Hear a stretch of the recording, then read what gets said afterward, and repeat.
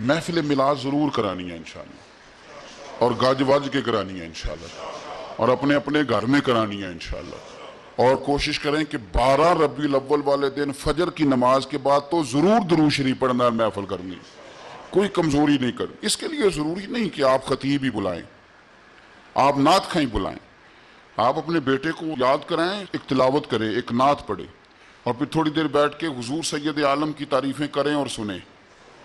آپ خود کوئی بات کریں نبی پاک کی، اتنے جمعے پڑھے ہوئے، اتنی باتیں سنی ہوئی ہیں، آپ خود درود شریف پڑھیں، اور پھر جو لنگر وہ آپ تقسیم کر دیں، میلاد شریف ہو گیا۔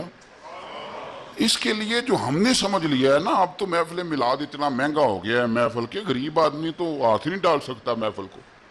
یہ تو اب کوئی بھینس بیچے گا تو محفل کرائے گا، یا کوئی کمیٹی نکلے گی تو محفل کرائے گا۔ اتنے لمبے چوڑے خرچے، اتنے لمبے چوڑے معاملات، اب باقی چیزیں ایک طرف رہ گئی ہیں، اب تو اسپیکر بڑے بڑے وی آئی پی آ گئے۔ میں نے جگہ سن لیا تھا کہ 60,000 روپیہ ساؤنڈ والے نے لیا ہے، تو یہ حال ہو گیا ہمارا۔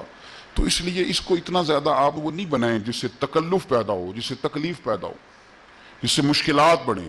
محفل میلاد تو کرنی ہے، اعلیٰ حضرت فرماتے ہیں حشر تک ڈالیں گے ہم پیدائش مولا کی دو، یہ تو ہم نے قیامت تک حضور کا ذکر کرنا ہے۔ تو آپ خوب خوب درود شریف پڑھیں 12 ربیع الاول کے دنوں، خوب خوب اور ذوق کے ساتھ، ذوق کے۔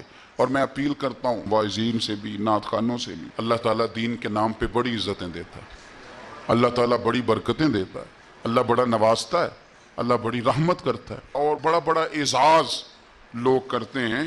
تو آپ کو اتنا سارا حضور کے نام پہ ملا ہے، تو مہربانی کریں میلاد شریف کے ایام آئیں، یہاں جب آپ کے پاس کوئی شخص آئے وقت کے لیے، تو چیزوں کو پیسوں میں تو نہ تولیں۔ آپ دیکھیں آپ کو کوئی کمی چھوڑی ہے، آپ سب سے اچھا کھاتے ہیں، اچھا پہنتے ہیں، اور پھر اس طرح کی چیزیں جب آتی ہیں سامنے تو وہ تکلیف کا باعث بنتی۔ اللہ تبارک و تعالیٰ فضل کرے گا، اللہ تعالیٰ بڑا نوازے گا۔